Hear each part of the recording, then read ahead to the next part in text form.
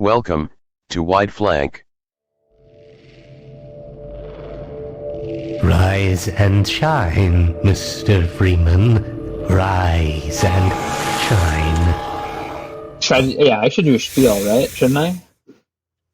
Don't make it too long. Don't worry about that shit too much. Okay. Yeah, okay. Cool. All right. Episode 1 of Wide Flank. So we played Half-Life 2. This is our video game club. What'd you guys think? Is this still a good game? Danny, you want to go? A resounding yes. I think it's still a very good game. It's one of the best games I've ever played, and this is my first time really playing it. I didn't finish it when I started it when I was a lot younger. This is your first full playthrough. Yeah, I got to like the antlions. I got to like the driving part last time I played, and that's where I stopped. I don't think I ever got past. Yeah, It's so good. It was great. Yeah. This is my first time playing it. I was of age when it came out, but I had kind of stopped gaming for that period of time. And yeah, I think it's still definitely a good game and definitely worth playing and really fun. So you don't play a lot of single player games, Alon, right? Yeah, there's a distinct point in my gaming career when I went from playing every new game I could get my hands on to being completely addicted and only playing online competitive games. As soon as basically I played Quake 2 for the first time, I started competing in Quake 2, and then I immediately started competing in Counter-Strike, and then I was a professional Counter-Strike player, and then, I already became a professional and stopped being a professional by the time this game came out. So it's like Right. burnt out. Showing my age, I guess. What's like if last game you played all the way through before this? That's a good question. Because you played Slay the Spire. Like, have you played any like I don't story count that games? because it's not like a narrative game. And the one that comes to mind, this might not be right, but the one that comes to mind is like Braid. Okay. Yeah. Which I played on like, it wasn't an emulator, but it was like an illegal Mac like release of it or something that I torrented or whatever. And yeah, I remember playing like through that, and it got pretty difficult and like toughing it through and loving that full story. But I don't even know otherwise. Like I really, it's hard for me to think of anything else. Yeah. I mean, we invited like all of our friends to play this game, and like I don't think any of them did, or maybe they played a little bit. That's why they're not here. Tons of friends. We have so many. Oh my god, we have so many friends. Yeah, we met them at camp. Usually that's why you don't know them. Yeah. But do you feel like? My question for you, Alon, is like, are you glad you played this are you glad we instigated this Totally. so that you were able to play it, or are you kind of like, oh, this is a chore, like there's no reason I only not play at all. competitive I games? mean, I think, I'm mostly speaking for myself, but I assume that a lot of people are the same way, but this is a video game club. The appeal to me of a book club, which are a lot more common and a lot more people do, is sort of that like forcing you to read and then forcing you to like think critically and discuss. You know what I mean? It's like people who join a book club aren't necessarily huge readers beforehand, but they recognize that like they want to read, they like reading, they're interested in reading, and a book club helps like facilitate that. And I think that's more of where I was. Like I miss games, but when it comes time and it's 8 p.m. and all of our thousands of friends are online playing, they're all playing online competitive games. No one's like, do you want to watch me play Zelda?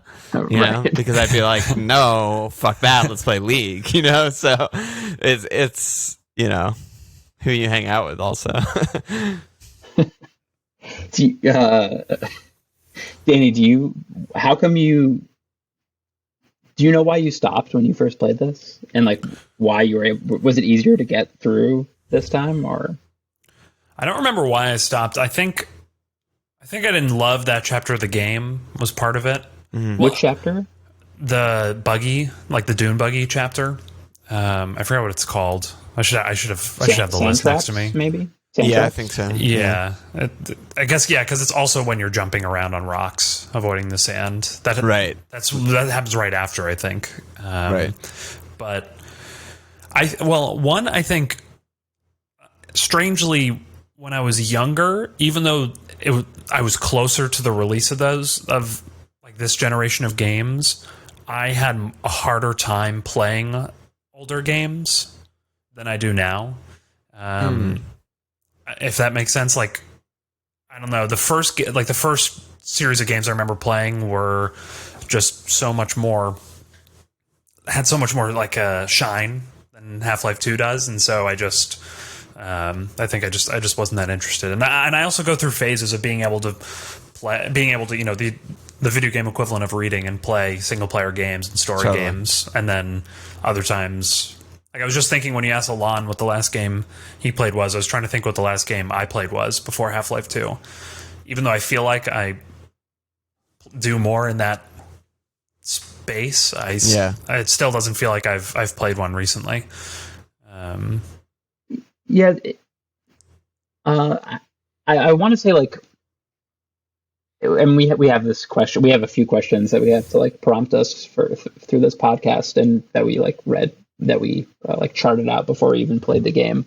But there is something kind of timeless about the game. Like, I have a few things about what aged really well, but like you were saying, it is like an older game, and it definitely there are definitely very many dated moments of it. But there are certain things like physics puzzles that will just like always.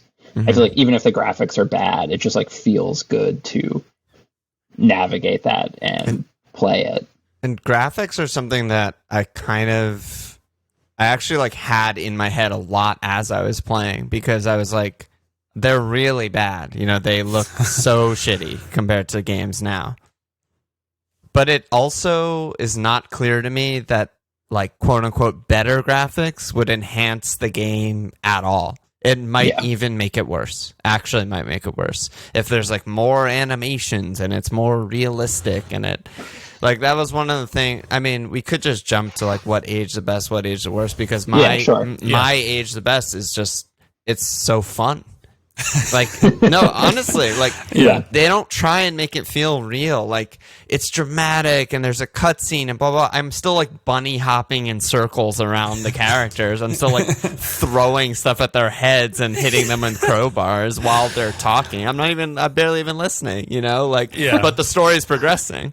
And like the movement is so quick and dirty. I mean, obviously I grew up on Counter-Strike and Quake and stuff, so it's like nostalgic also for me, but there's no clunky stuff, you know, there's no climbing the ladders, this slow, annoying thing, and then even getting off the ladder's a thing, or when you jump from high, you like land and can't move for a sec, whatever that's called. There's just none of that. There's not really any animations. It's just like a physics simulator in the way that like I think we all like Rocket League, but it has that like pure speed and like just fun. That was my what age the best. It's just fun. Yeah. Well, I think the game. The most obvious form of this is in the lack of cutscenes, but the game really tries to get out of your way and just let you. It just wants you to play at all times. And so there's the cutscenes, but then also, like when you climb a ladder, you just like, it looks really weird, just like, and then and it's just like, you can run and jump and grab onto it. It's just like, it breaks immersion, I guess, but it's, the game is really about playing and playing well. And, so I totally, and that has aged really well. And I think, and what you're saying before about it might have made the game worse, better graphics, like a more modern look. I can totally imagine that if you had really detailed objects in the world that had like little corners and stuff, just like the physics would be maybe a little more realistic, but the gravity gun would be way harder to use. Like you'd throw something and it would just bounce off randomly. So I agree, kind of like the straight edges and lines of so much of the world works really well with the gameplay. So I wouldn't even want, if it was a remaster. I mean, yeah, having a few more textures would be nice, but yeah, I'm definitely not left wanting more. Right. In that vein. Graphically, yeah. The only thing I did, and this is in my, because I did think about the graphics a lot, and the environments, especially the first half of the game, except for Ravenholm, the world feels pretty empty.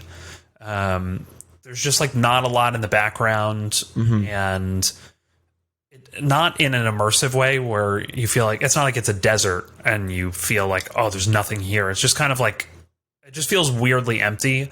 And so much of the game is built in narrow corridors and parts of cities where you can't see anything else on purpose, I assume, because the technical demand would be huge if they were rendering that.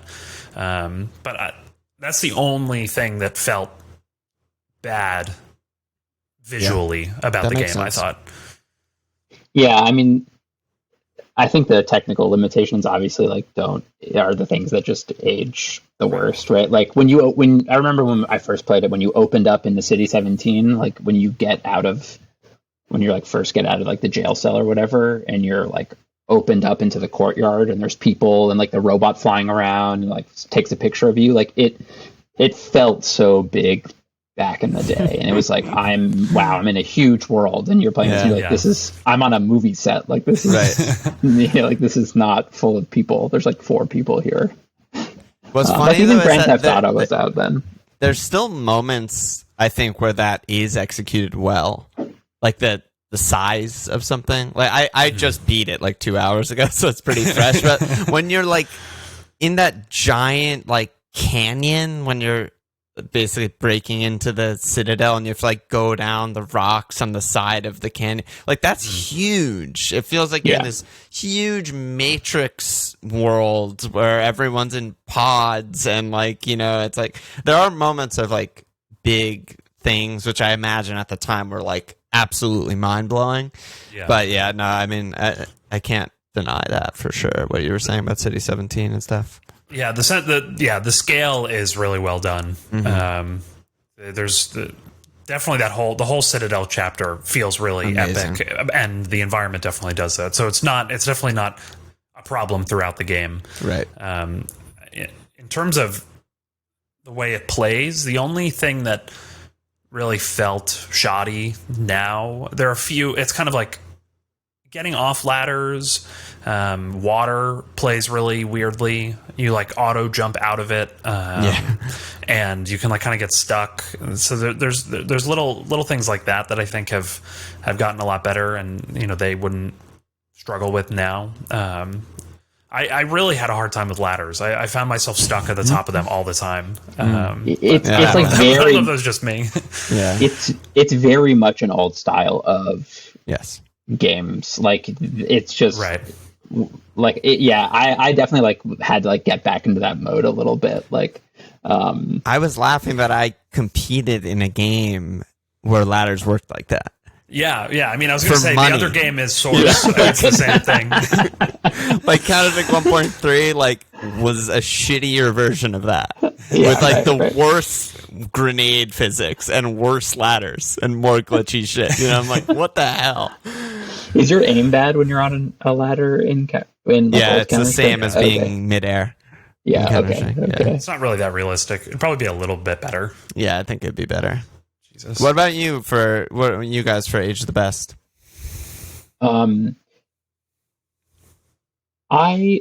do want to say, like, I think like this is like a playground sort of. This game is. I do think we're kind of like on the edge of like. They're like, we're supposed to make a shooter because that's the company that like we made Half-Life, and so everyone knows us as like this company that makes a cool shooter. But it is like they're really on the cusp of like making a much more of like a game, like, and I think it's showcased by like actually like there are areas in the game that are playgrounds. Like there's like a spin, like the wheel that you run and spin around, and like there's cinder blocks and like a balance, not a balance beam, but like a seesaw, right? And you're just like, it's like literally, it's like, oh, just like you can do all this shit and it's awesome. And there's so many eureka moments for a game that's that old, and a million games have copied since, there's still moments where I was like, oh, I can just like jump down on this pipe and just walk that way, you know, which is like crazy. Like, I think you're very much onto something, which is like the next maybe most popular games or like GTAs and whatnot. It's just like actually open world with like a loose plot, but so much other shit going on that it doesn't even matter if you do the plot or not. Mm-hmm. And I mean, like I had that time and time again because a lot of it is like the old style of like, okay, there's only one door I can open, so that's the one I go through, you know, and which I don't mind, you know, it's like, oh, holding my hand through this story, cool, I'm going to kill all these people, whatever. And then there's other times, like I was just saying, where I'm like, okay, like I obviously have to go through this door, like why can't I get through this door? And then I like jump to my death 4 times, and I'm like, I'm doing something wrong, and then I'm like, oh my god, I can like climb this and like gravity gun across this, like what? This is so cool, you know? Yeah. I look at the achievements because I think it's like probably my 3rd time playing, and I actually didn't. I have to confess, I didn't finish the game. I watched the last 2 chapters, kind of on purpose, because I kind of wanted. This is like kind of. I felt like as I was playing it, I wasn't super I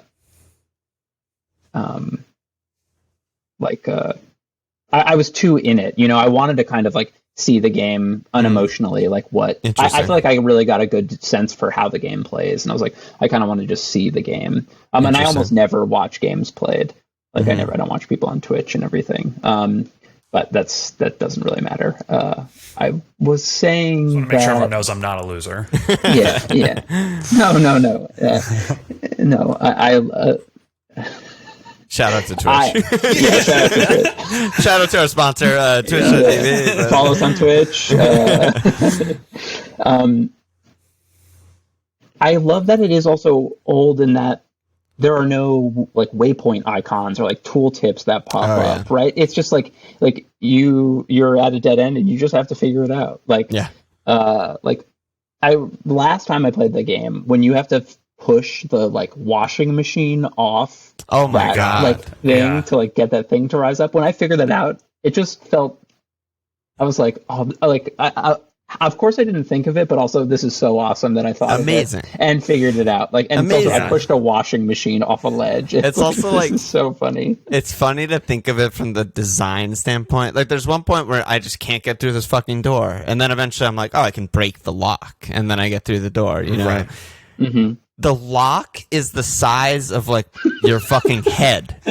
You're clearly they play tested it and was like, no one can figure out that you can just smash the lock. Like, what the hell? We have to make it 50 times bigger than what it is, and I still can figure it out. It's just so funny. Like, yeah.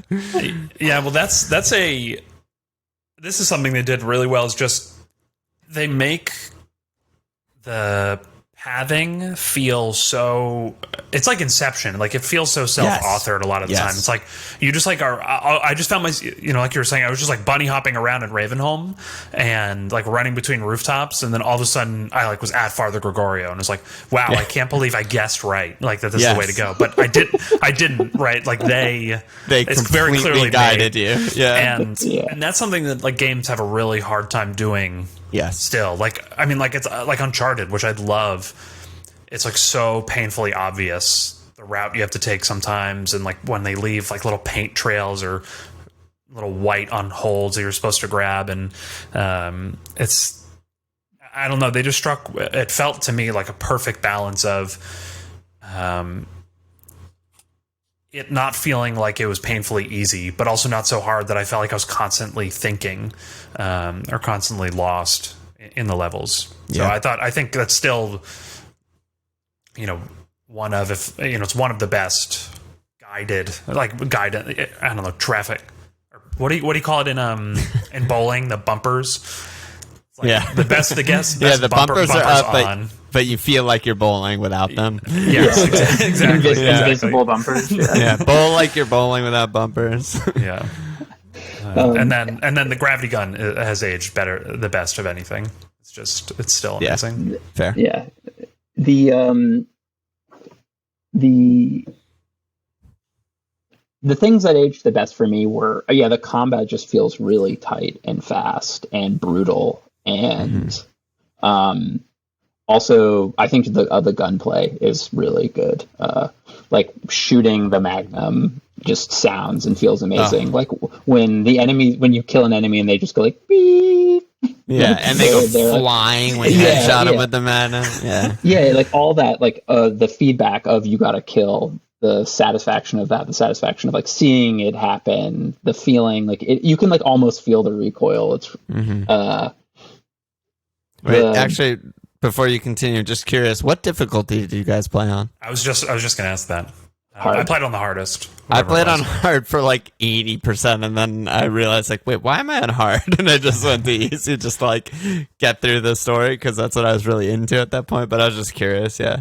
Yeah, I think if I could tell myself one thing before I played it, I would have said turn the difficulty down. Not because I found myself replaying a lot of sections. It's just like it just felt like it would have been a more fun experience if when those fast zombies come at you in Ravenholm when you first get the shotgun, like if I could double shot and have them die from the double shot when I did it well, like that would have been way more fun. But it's like, yeah, it's kind of stupidly hard that I just have to dodge them and like just put 6 shots into them and kill them, you know. So I definitely, it seems like it would have been more satisfying on once I changed it. I totally felt everything that you just said. It was just like it's so good for all of the reasons we've been talking about and more to come, that like the difficulty doesn't give me any sense of pleasure. You know, I'm not like, my god, I beat that fucking really hard part. I'm just loving it the whole time either way. So it's more fun to just bunny hop around and switch. I'm gonna crowbar this guy, like why not? You know, like see if I can nade these guys. I don't care. You know. Yeah, the one thing I found myself doing, and I do on harder difficulties, especially with like older PC, I think it happens a lot with PC games, is just like quick save abuse. Yeah. It's just like that's just like not how any game should be played, and it's like really shouldn't. And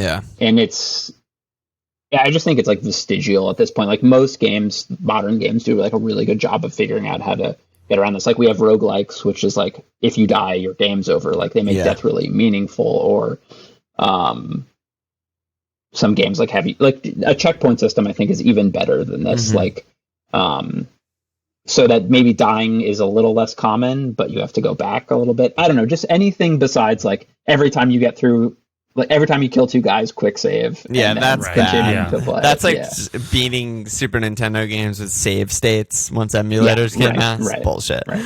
Yeah. And like if you are able to beat it like that, it's just like you can, sure.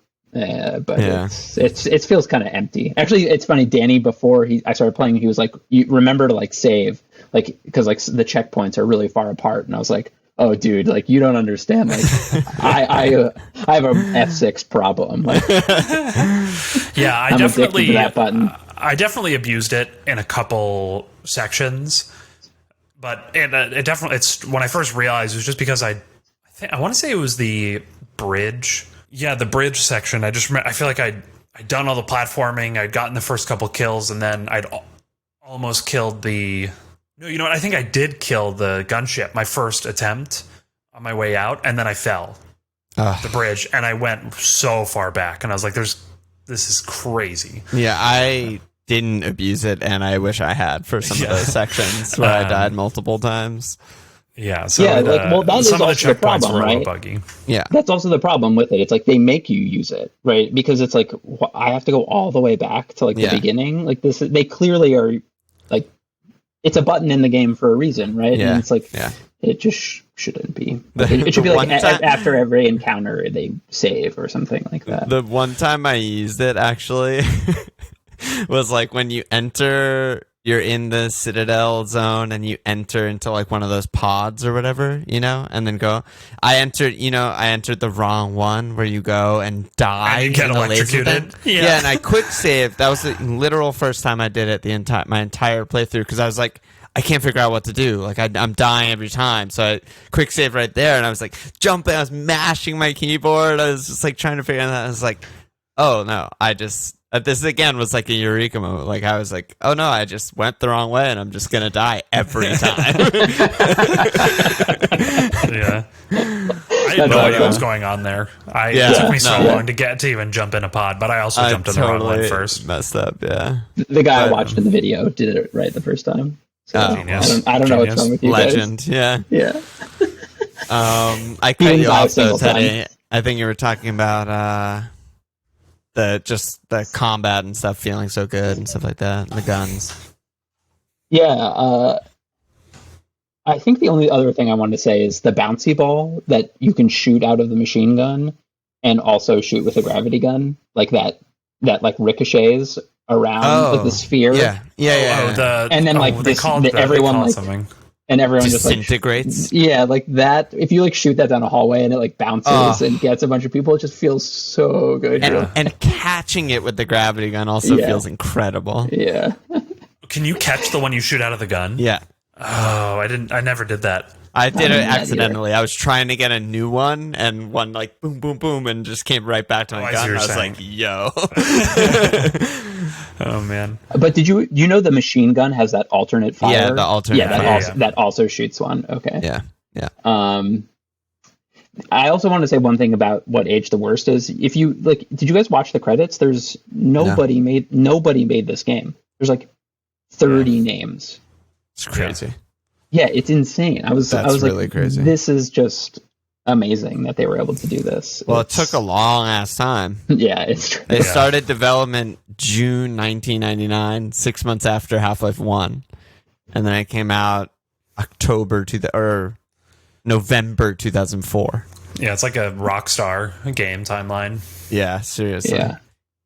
I don't know. Crazy. I mean, they did a great job. Right, I guess if you want to turn over like an Assassin's Creed every year, you need like 350 people or something. Yeah. Yeah. My what age the worst, kind of funny, is the majority of the gunplay I think feels pretty bad. Whoa. I agree actually. The gravity gun, crossbow, revolver, which you also never have enough ammo for, and the shotgun, I think all feel really good and really clean and really fun. The machine guns and the pistol are so inaccurate, are so bad, and like no matter what you do, they're not accurate. Like you can't burst, you can't ADS, you can't crouch. They're just like dog shit, and you just have to like suck it up.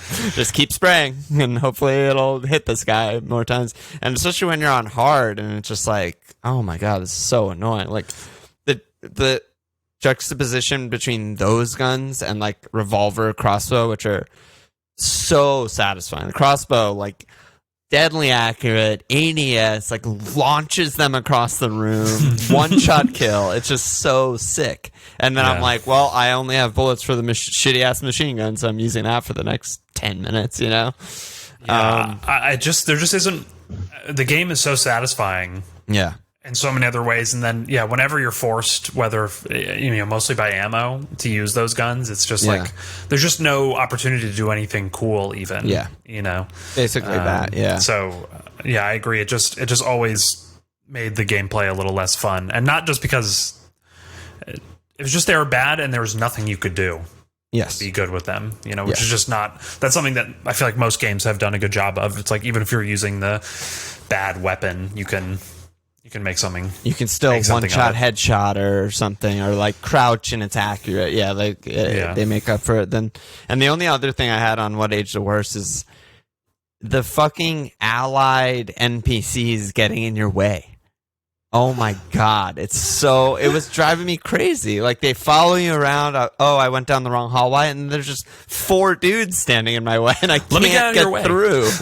Yeah. Oh, sorry. Here's a health pack. I'm just like, fucking fuck off. I'm at 99. That chapter was really bad.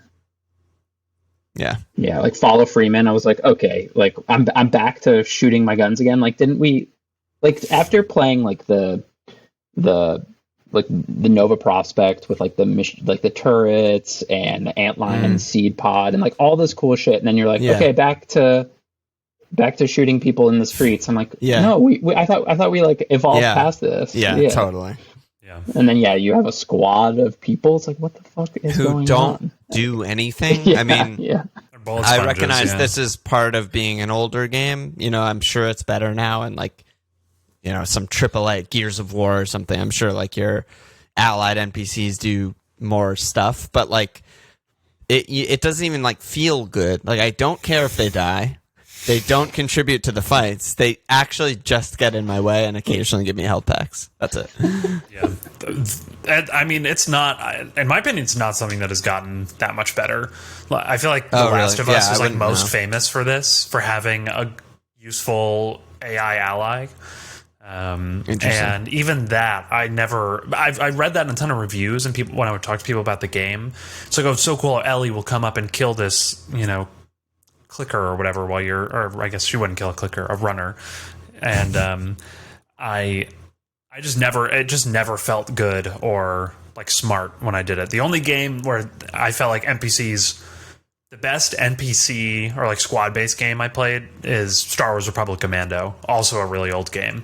But that's like the only game I can think of where like my NPCs felt like really unique and like they had something to offer that, or like that I could really use them in a strategic way. But yeah, I agree. I think the NPCs in general, I mean, part of it is everyone's faces are repeated, which is, you know, really funny. Which is Voices funny, are repeated. and also something that in every review they are like, the faces are unbelievably realistic with emotion. They studied right. this psychologist, and I'm like, really? Like, this is the most dog shit thing I've ever seen, but okay. The facial animations are pretty good, I think. But yeah, they don't look. The faces don't look good, but I felt They like they move moved well? pretty well. Okay, but fair. maybe, Fair. yeah. What do I know about faces? I didn't read the study. Yeah, It seems like after all this, you could just have not repeating faces. Like, just have, I don't know, maybe there's a reason for it, but yeah, like the same voice actor does like a bunch of different NPCs. It's like, really, you're gonna cheap out on this? But Yeah, I give them a pass for that because of the age. I Yes. don't give like Skyrim a pass for that. That was, I mean, it's still one of the worst things about the game. Like, really, I actively hate it. Is just recycled faces and voices, just nonstop. It's like so sad. Yeah, that sounds rough. yeah, I mean, I think after we've been in like this, we often enter like uncanny valley, right? Which is like the the faces are a little too real, but they're not real enough, so it's like looks awful. It's like GoldenEye, everyone's face that looks like shit, so it's It might as well fine, just like, be a happy face and GoldenEye. Cool. I guess I totally agree with you guys on the handgun and the machine gun, and also I think like one thing good games do is like make it. Yeah, the machine gun has a ton of recoil, so it's really hard to use effectively. But this game is just like, it's inaccurate and bad. It just sucks. Right. Yeah. It just sucks, and you constantly get ammo for it. So how about that? Yeah. It's like, there's no more crossbow ammo for the next hour. Like, that's all I want to use. This part's kind of hard, so we'll give you a box of ammo that's with unlimited ammo. That you already have. Full. Yes, full because you never use it. Yeah. Good shit, thanks. Yeah, that is an interesting thing, like the preview of what's about to happen. When you see, you come across a bunch of crossbow bolts, you're like, oh, there are going to be some people at range that I'm going to have to deal with. Or like on the bridge, when you pass by you pass by the rocket launcher cache, you're like, oh, I'm going to have to fight a gunship or something. What do you guys think about the gunship fights? How do you guys feel about the RPG gunship fights?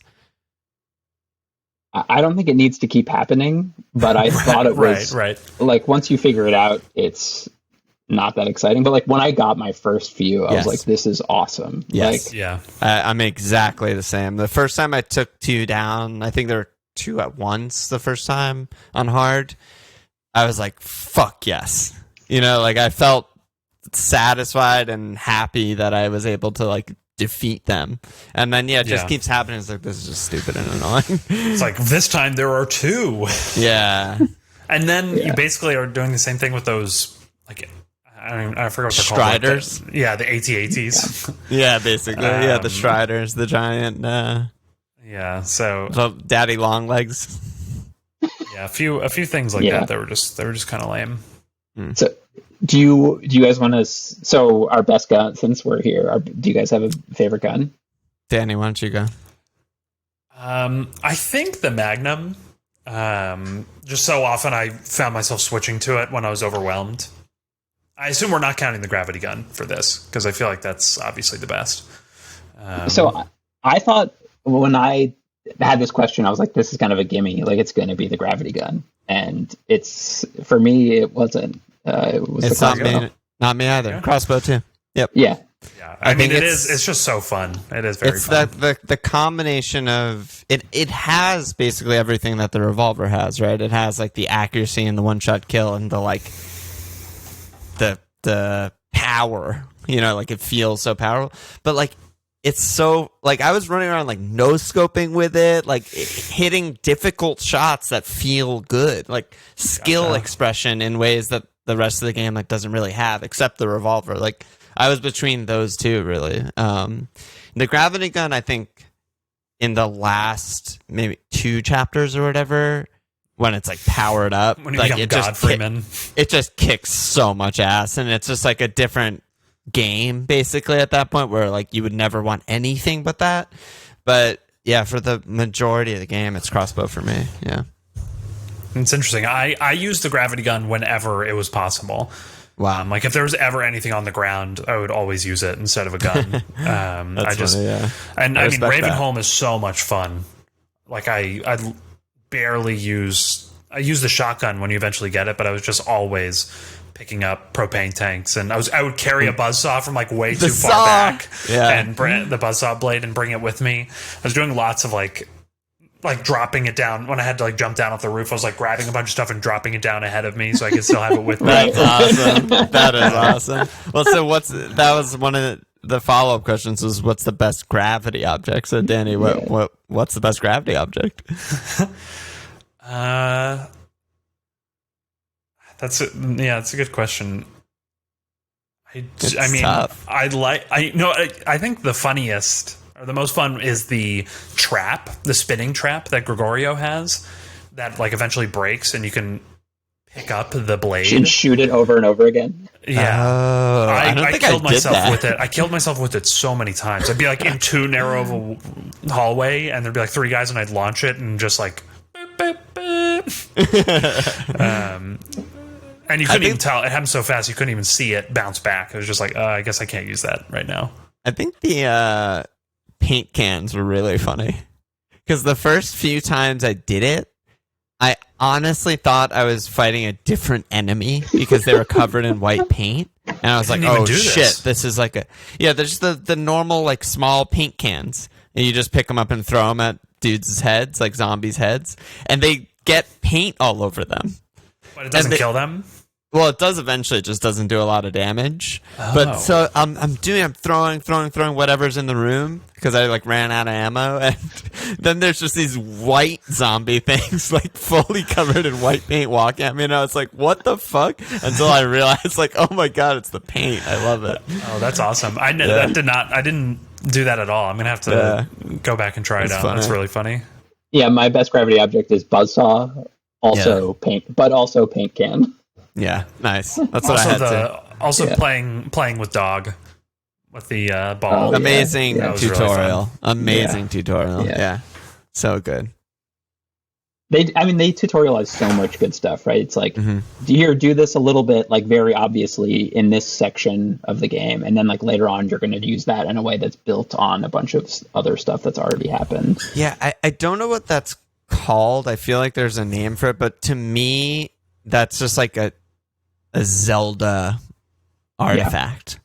It's like Zelda does such a good job of find new thing, have it equipped, use it for the entire next temple in every creative way they could possibly think of. And if you don't have it, you can't play it. You know, like you made a wrong turn because you're like, what the hell even is this? And you're like, oh, I needed the boomerang. Yeah. Yeah. Right. And they basically do the same thing. You know, it's just like okay, this is how it works. Now you have to use gravity gun for the next 20 minutes straight in every way that we can possibly think of, so you learn how to use it, and then I'll bring back later at the end of the game or whatever. Yeah. It's just great. It feels so good. Is there I was gonna say, do you the other thing you were saying about the crossbow, you were saying it's like high skill cap, like, or like really hard to execute shots. I forget what you said, but I was saying like it's also skill expression in it. Yes, Yeah. right, exactly. Yeah, skill expression. So that is something I kind of want to talk a little bit about that, but like projectiles are, I just feel like the ultimate shooter mechanic. Like the crossbow, right, is, you can't just line up a headshot. You have to like time it, right? Especially if they're at distance, because it's a projectile. Right. And so much of the game isn't like that, right? It's all hit scan. And so it makes some of the combat feel like, even if you do something really cool, like you run behind some cover or do something like bold, the game is not able to recognize it because everyone just lasers all their bullets on you. Right. And like, this is something that actually Doom did a really good job with, and like subsequently, even like the Doom reboot does a really good job with, like different speed projectiles launching at you. You can like jump around and dodge. And like, this is why PUBG I think is so cool, is because like the combat is really different at range than close range because of bullet drop and just having to like account for that. And the crossbow is like a little taste of that. Skill expression, which is a term I'm really gonna use a lot from now on.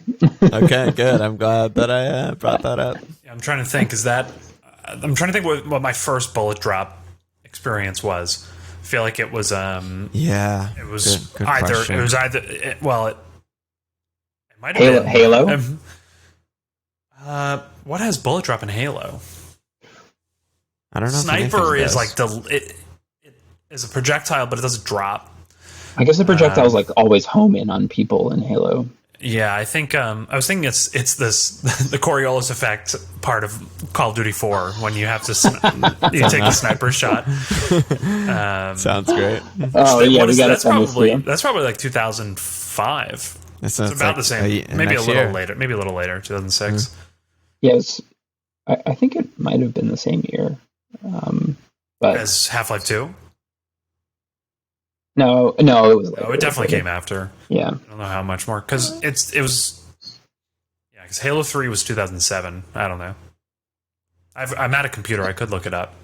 In this scene, you're sniping like some dude. It doesn't matter why. Yeah. And like the sniper you're with is like, don't forget to account for the Coriolis effect, which I think is the rotation of the Earth. Which is like not what snipers account for. No, like shouldn't it just be like wind? Yeah, right. No, I think it's like wind and distance. That's all they account for. But it's awesome. Yeah, we quote it as much as we can. All things that is the direction and axis of the Earth. Yeah, it's definitely not something you account for. Look up at the sky and figure out what your coefficient is for the Coriolis effect. Right. Based on your coordinate. Speaking of quotes, does anyone have a favorite quote?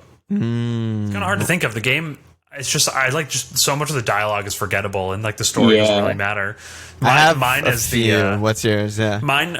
I cracked up at the beginning of the game when the guard knocks the can over and just pick up that can. Pick it up. He literally says, as he's hitting, goes, pick up that can. And I know that's like everyone has that section, and it's it's like the this first famous thing. Almost, it's like the first thing you encounter once you get off the train. It's so funny. It's so funny. It is amazing. The whole intro, I mean, is unbelievable. I think like I was freaking out at like, wow, I can't believe how good this is and gonna be. But also in the intro, G-Man, who's just incredible, which is short for government man, by the way. Oh, really? Yeah, half-ass internet research. Yeah, he goes, rise and shine, and wake up and smell the ashes, and like he's so trippy and weird, and like, yeah, at the end of the game he goes, time, Dr. Freeman, and I don't know, he kind of reminded me of like the little person in the Black Lodge in Twin Peaks or something. Just like, I'm like, what the hell is going on? And then my other quotes are just, I mean, I don't remember Half-Life 1 at all. I played that probably the year it came out, and then I didn't play Half-Life 2 until now. But I don't know what the deal is with like the aliens that are basically like slaves. So whatever, you guys can inform me about them. But the one, you mean Vortigons? Yeah, Vortigons. Excuse me, but I think it's the one that shows you how to control the antlions or whatever. I think it's that one is the one I'm thinking. That little tutorial you do, and he just goes, "The free man excels at all tasks. The free man shows excellence in all things." And I was just like, what is going on right now? Like, I just thought it was so funny and weird. Yeah, that part is really funny.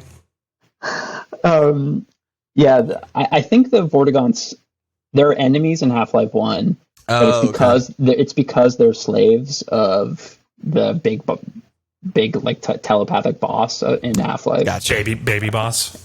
Yeah, I forget what it is. That thing's so weird and creepy, but in this game they're like now free, and so they help you because you freed them. They're so funny. Like when you're in the elevator and there's like chef ones and janitor ones. I'm just like, I don't know what is going on here. Like, I don't know the backstory, but it's just like fucking hilarious. Yeah. There's one Vortigon you can find. It's like a singing Vortigon. He's like doing throat singing in the back of a tunnel. Holy shit. Yeah, I missed that achievement. I didn't see and that. You can talk to him for like probably 5 minutes. He'll just say insane, trippy shit, just like about the universe. It's amazing. Really good. Yeah, G-Man is unreal. G-Man is like, I looked him up because I wanted to know the story or whatever.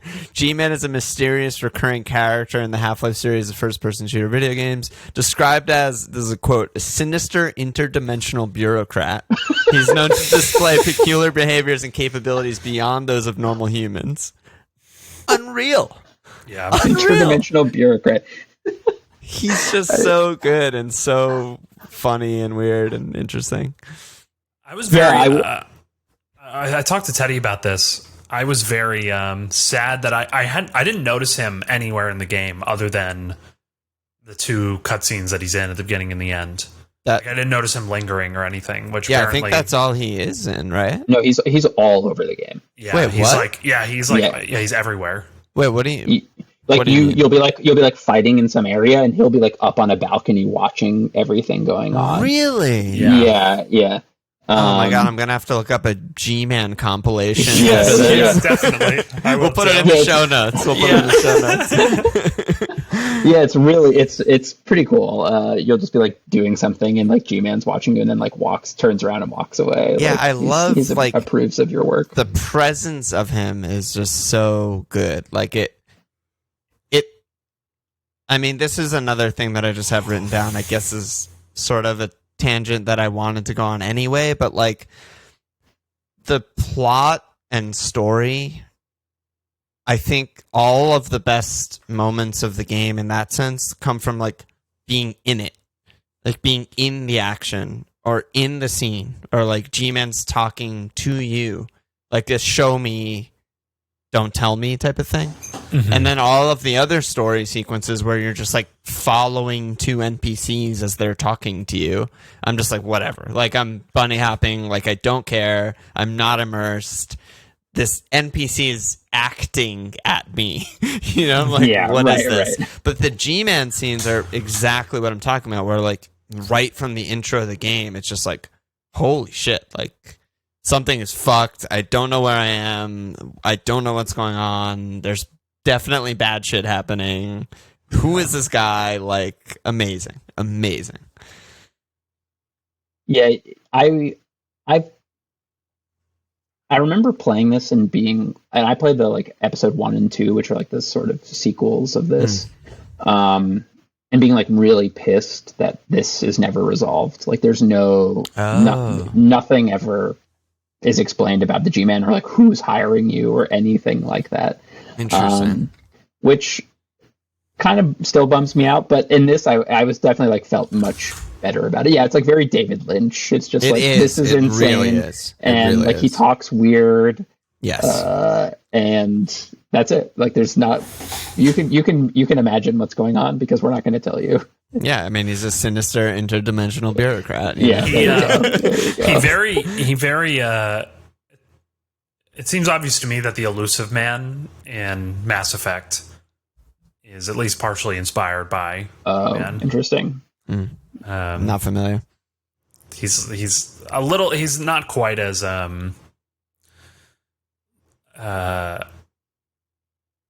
He's not quite as interdimensional. Yes, yeah, he's a little more real, but So good. has a similar vibe. Wears a suit. Their faces kind of look the same. Like the poor textures and lighting on their face remind me of each other. His character model is based on Martin Sheen. Really? In Mass Effect, you mean? In Mass Effect, yeah, it's just Martin Sheen It in is the game. Martin Sheen, yeah. Yeah, That's amazing. yeah, it's so weird. Yeah, I'm glad I hadn't seen The West Wing when I played that game. I didn't really. I knew it was an actor, but I didn't know much about it. So That's good. I think this is personal taste, but I just don't like the silent protagonist. It never did it for me. I think because I'm like, I don't know. I enjoy like story movies. I don't know. I just never. You don't enjoy the fact that Gordon never speaks, or do you not enjoy the fact that there's never like a proper cutscene where you're like removed from the first person perspective? No, I don't. I love that you're never. Yeah, like, I love point that. of view is never broken. I think that's Yeah. awesome. But like everyone's like, oh, you're. And I also hate when they draw attention to it. Like you're a man of few words. It's like. So stupid. Like is this a inside joke? Like Right, Yeah. right. like a lampshade hanging? I don't know. It's like Yeah. either have you not speak and it's like I don't know, it just feels weird. It just doesn't feel right. Fair. But Yeah, I definitely noticed it. I didn't have, with my lack of single player game experience, I didn't have like a feeling for or against it, but I definitely noticed it, which is probably a bad thing.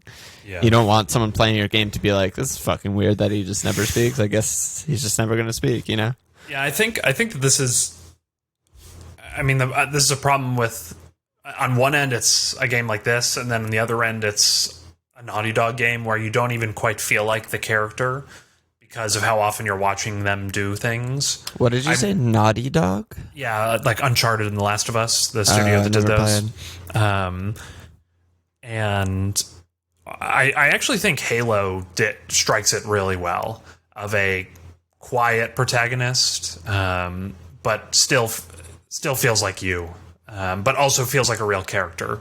Interesting. And that's actually something that I didn't like, or one of the big problems with like Halo 4, once they've decided to revisit the trilogy, you know, even though it had clearly ended, they decided to revisit. He's just so much more of a character, and it just feels really dumb after that. Very interesting. So, yeah, no, I definitely agree, though. I mean, it's not a story-driven game, so it's not as problematic, but it's just like, yeah, it feels strange. yeah, I mean, this is what people say about Halo, right? Is like, I mean, also they were like, we want you to feel like Master Chief. That's why he doesn't talk. But it's like, I talk. Like, I'm not. Like, that doesn't work. You know what I mean? Like, it's just not like. And I think games, it's weird. I don't think we've ever really figured it out. Like games, the language is play and action, like dialogue. They haven't really. Like I'm doing all this stuff. I also should be able to talk if it's me, or just have the character talk. But having someone who doesn't speak just doesn't really make sense to me. The thing is, like, yeah, like I mean, I don't remember Halo so long ago, but yeah, it's just hard for me to imagine it done well. Is I guess what I was going to follow up with. You know, like, what does Gordon say when you like drive the buggy up the ramp through the windows and onto the road? Is he like, woo, fuck yeah, like, yeah, that's lame, you know, like, or is he like, good job. You know, like whatever Right. it is, like I don't know if it'll express my Gordon experience when they're trying to do, you know, one for everyone or something. You know what I mean? Like it's a very, very difficult thing. Yeah, I mean, I think most people agree with you. Like Doug's like, I hate when your character talks in games. Like, I don't want them to say anything. Otherwise, I Right. can't relate to them. Like, that's not me. So, I mean, it's just I don't know. I like to be able to like emotionally attach myself to the main character. I guess in the future they'll like try and learn from your play style which Gordon you're gonna sound like. Yeah, Like, right. I'm being totally serious. Like, Yeah. okay, this Yeah. guy's obviously a lunatic bunny hopping around in circles whenever there's a cutscene, and like all he does is run around no scope crossbowing everyone. Like he's a psycho. Like let's make him a psycho. Whereas like someone else can go very slowly and methodically through the game on easy and never take damage, and like and they're like quiet, reserved scientist Gordon. Like, I don't know. That's an interesting idea. I mean, games do that, you know, with reputation scores and stuff. They track what you do, but normally Yeah. it's like, did you kill this NPC for no reason? Right. You could definitely do some interesting stuff. I can't believe they didn't do that. Yeah. What the hell? Jesus. Yeah. Half-Life 3. Yeah, exactly. What's next on the docket? I don't think we covered most replayable chapter or moment, Ooh, best right, moment right. from the game. Yeah. So what was the most replayable chapter, and then also what was your favorite moment from the game? Teddy, you want to go? Yeah, so I don't have a best moment, I don't think. But I just thought everything with the, even though like I didn't do anything, I thought everything with the antlions was awesome. I just loved like Just throwing it sicking them and watching on. them. Yeah. Like after fighting them so much throughout the game, and then just standing back and watching them do my dirty work was It's pretty great. amazing. Like there, especially once you get into Nova Prospect, like into the prison, and there's like those towers, and they're up on there. Like there's guards up on the towers, and you throw the pod up, and like all these aliens just like buzz them and like kick them off. Yeah, it's just like fuck yeah. I don't know. It was great. That whole section was so funny because like you don't even have to have a good throw. I Sometimes you don't know. even have to throw it. It's just like it's just a Yeah. total gimmick. The antlions Yeah. just are going to go crazy. They Yeah. probably had to like. I bet you they revised that part so many times. Like it probably used to be really hard. You have to like right click when you're really close to all of them, and then hit a direct throw. And they were like, "This is way too difficult. Like they Yeah. should just kill every bad guy. Like let's just make them kill." And Follow also, Freeman. if they all get shredded by one turret, let's just respawn 50 more Yeah. of them from the ground. 'Cause they're fun. Like you just can't lose. But I don't know, something about it I love that. Yeah. It was hilarious. That's good. What about you, Danny? I mean, best moment is probably when the gravity gun gets upgraded and you just become a god. It's so sick. It's real, and it's just a perfect length. Like it's just you don't feel like the game is broken. Yes. It's short and sweet enough. And then I love that I don't even remember his name, Bernard. I'm just thinking of Westworld or whatever the guy, the like governor's guy's name is, and No, is it Breen? The boss, Administrator? Dr. Breen. Dr. Breen. Yeah, and how I love that when he gets the upgraded gravity gun, I'm like, oh my god. But then he just drops it again. I was like, nice. No one knows except us. Yeah, he's like, what's this? And he just like puts it in his hand. But chapter, I would probably say Ravenholm. It was just really fun. I love Gregorio, and I loved using the gravity gun so much, and being scared. I thought it was really fun.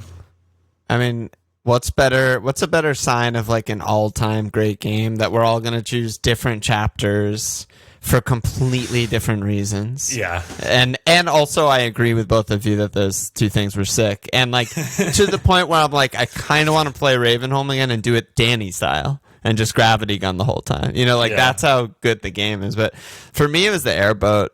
I just thought it was, I mean, it's probably too long, but I just thought it was so just pure fun. It goes back to like what aged the best for me. That pure fun, that like raw grittiness, like no animation. Like you can get like Austin Powers stuck. You can also do like a 360 in place. You can also hit any jump. You can hit any quarter pipe. You can ride on any surface. You can go super fast. You can kill anything with running into it. I just had a smile on my face the whole time. It was my first sesh of the game was, you know, the intro, which I already ranted on how much I love that. And then the airboat is like an hour long. It's really long. Yeah. And I just fucking loved it. And after that, I was like, I need to like step away. That was unreal, you know, but when the helicopter's dropping those bombs on you and like, dude, also, it's so I feel fun. like I think that's like the first time they really use music in the game also. Which we haven't talked about, but yes, I think you're right. And like the music, I debated putting that on what aged the best, but I didn't think it quite was like enough of part of the game to be that. But yeah, the cues of the music are pretty infrequent. And I like that they're also like, it's not a score, and they're also not songs. It's like the type of shit. Yes, it's the type of shit that like someone like me would like make on my computer in high school that I don't know how to make into a song, but it's fucking cool minute 25. That's all it is. And it's called like cool beat.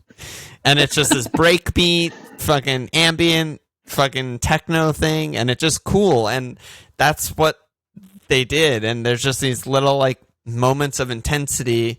It was also the first time I died on the airboat. Like I took an unreasonable amount of damage from something like by accident, and then you have to like jump over the fire, you know? And I was on like 3 health. So I kept dying because if the fire touched me at all, I would die.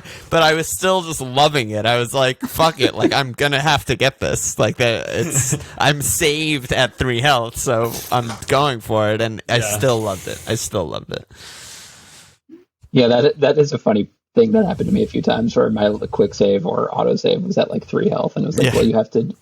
There was one part where all these like flaming barrels are coming down. Yes.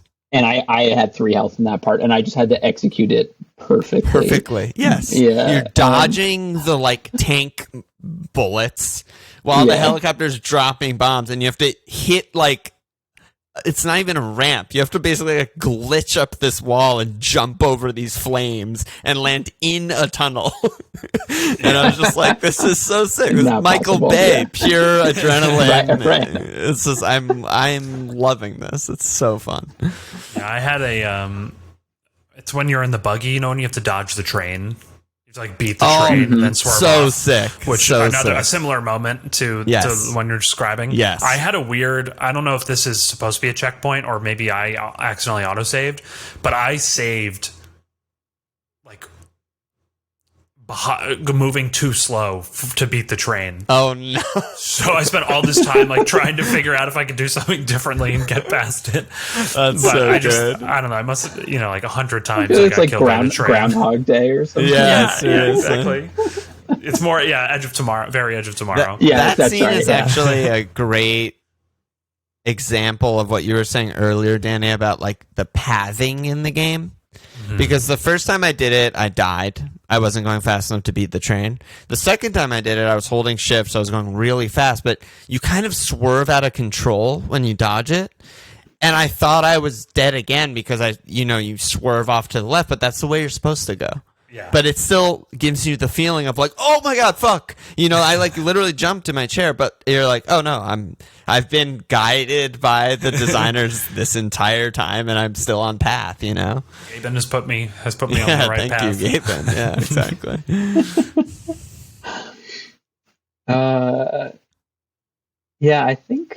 I think that's all our big stuff. That's good. Yeah, those are good prompts. Very good prompts. I'm trying to see if I had any other notes. The only thing I had in my notes that we didn't talk about is the final chapter. One, I liked the ending. Even though it leaves you wanting more. Loved it. I also really that whole final chapter when Breen keeps talking to you, it's very Stanley Parable and also very Spec Ops: The Line. You know, he specifically when he says, "You have destroyed so much. Name one thing you have created." Yes, yeah. Yep. And honestly, if I That's hadn't beautiful. played Spec Ops and you know, read a lot about it or talked a lot about it, I wouldn't have actually reflected. But I was thinking about this, like, man, maybe. I was like, I don't know anything about the Combine. I don't know anything about what's going on. I've just been killing everyone. It's like maybe there is at the end, more he's to like, this. I've seen things you people wouldn't believe. That's immediately on my brain. Right? He was like galaxies, interdimensional, like he's talking about like the alien races, right? And you're like, wait a second, like, oh, maybe this is worth eternal life, right? Yeah. But yeah, whatever. You destroy it all. So. Spec Ops: The Line, Alon, is like this. Yeah, I don't know what that is. It basically the point of the game is like you do a lot of bad stuff in the Middle East, and it's like basically like as a player, are you like in Dubai complicit in Dubai? Yeah, and are you complicit in the violence? Like, are you just like experiencing what the artist is doing? And it is like I do think it's like it's an interesting question, but I also. It does feel weird when the game doesn't provide you other choices, right? Like when he's criticizing you for destroying everything, it's like it's always a pet peeve of mine where they like give you a hard time for the only option. You made me destroy everything. Like I don't necessarily want to do this. Like if they're your men are gonna literally kill me unless I stop them from killing me. Yeah. Right. So that always kind of bothers me, but I still do appreciate it, like that they're, yeah, it was great. I totally loved the ending. I thought it was very, very well done and like very different from the rest of the game in a good way. Like having the gunships at the very end, like whatever. We talked about the gunships, like kind of just an annoying chore to kill them with like the slow moving orbs or whatever. But like, I still loved it and loved the ending too. I also something that I think must be intentional is Half-Life 1 starts with you on a tram, like going through all of Black Mesa and like seeing how everything like is put together and like the whole facility, and Half-Life 2 ends with you on like a tram going through the Citadel, like seeing the inner workings of the Combine. And I was like, oh, this is cool. Like there's really a couple cool. There's like a moment where you see like these like big scarab things. Yes. And like those aren't in the game. You don't even fight those in the game. Yeah. And I'm just like, what the fuck is that? Yeah, it's just more monsters. Yeah. It's like, I saw the fish in the beginning when you're in the teleporter. Oh yeah. Yeah. Yeah, when you fight the Strider at the end is cool too with the gravity gun. Mm-hmm. Yeah. It's just what a great game. What a great game. Great game. Great game. Great. That's the verdict. Hell yeah. Okay, cool. Well, thanks for playing Half-Life 2. Yeah. Alon, Teddy, excellent commentary. Had a great time. I had a great time. Great time. Later, losers. Bye. On next month's episode we will be playing Castlevania, Symphony of the Night. Happy gaming.